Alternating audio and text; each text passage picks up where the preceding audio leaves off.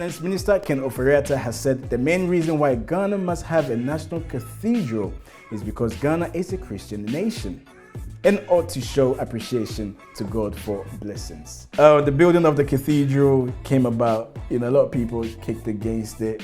Well, I didn't hear that much from opposition. And I think they had to tread cautiously because when it comes to religion, and as religious as Ghanaians are, as the finance minister puts it, you have to be very careful. But people were asking, where is the money coming from? First, they said it had nothing to, government were not going to fund it. Then we heard, okay, they were going to fund it in the budget. You're Ghanaian, you think it is necessary? Personally, I'm a Christian and I'm a Ghanaian. I can say that I don't think it's necessary for a cathedral to be built now.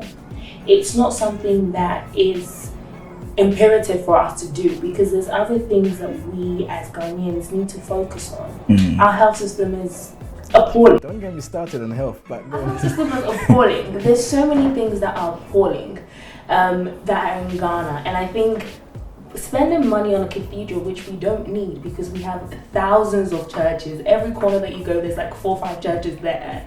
We don't actually need that temple, or we don't need that place of worship at this minute. There is a church that everyone goes to, Red Church. Everyone knows everyone knows about it. So it's like, are we spending our money wisely? Or are we spending our money because we get up and we think God is supporting this act or we should do it? And why are we putting in the whole idea or ideology on God? It's a bit uncalled for him to say that we're building a church for God. And why are people opposing against it? We're opposing against it because this is earth, and we need to do things strategically to make sure that God's people who are going to worship him in the temple can survive. Okay, now speaking about money, according to the finance minister, the government will contribute about $20 million to this cathedral. And point of correction, Ghana is not a Christian country. Ghana is a secular state. So I don't know where this is coming from, Priscilla. It's coming from an overzealous Christian that is also a minister. Yeah.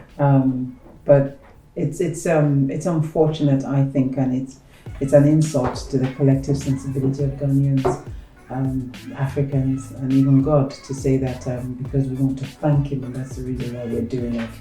No, that's not the reason. You must show appreciation. You want to show appreciate. No, come on, that's such a, how can a minister say that? You've got to come up with a better reason as to why. There's nothing wrong with building a cathedral because they can also build a mosque. They can have both. There's absolutely nothing wrong with that because then it reflects the 2 main religions of the country. But to use that reason for it, I just think it's unacceptable. They should come up with something better. But like you said, there are so many churches that build huge cathedrals and these buildings anyway in Ghana. So is it the priority now to inject so much money into it?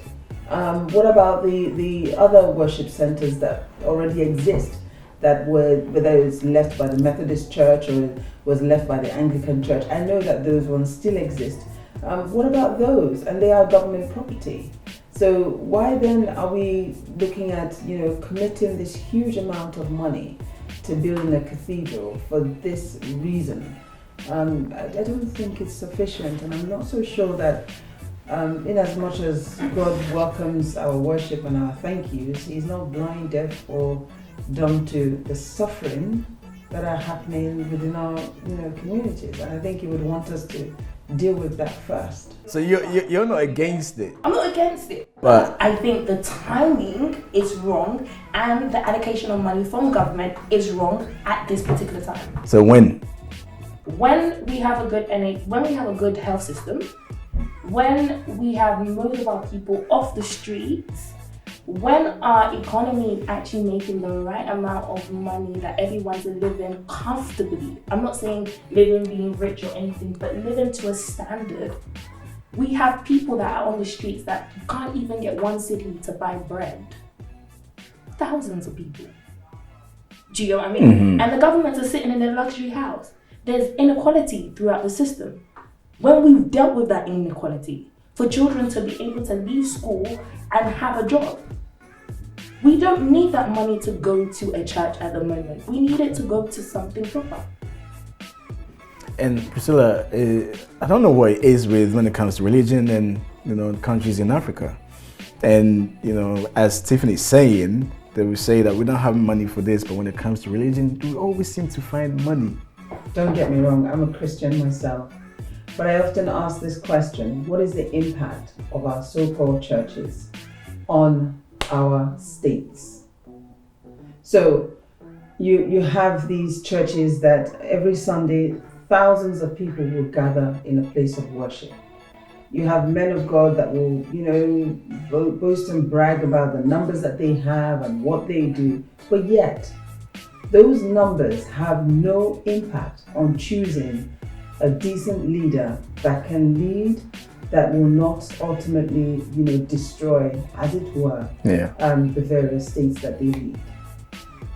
We don't have these religions, for me, that in today, 2019. I struggle with them. They've lost the vision. They've lost it. They've lost it for me. They've lost it for me. I really cannot bear, don't come and talk to me about your how many thousand seated cathedrals and how many thousands of people attend your church when you effectively have a corrupt government in your country. What are you doing with the numbers that you have? If you don't understand the impact of the people that you have, then you have no business being a preacher. And I will tell them to their faces. Some of them are going to watch this and be thinking, I've gotten so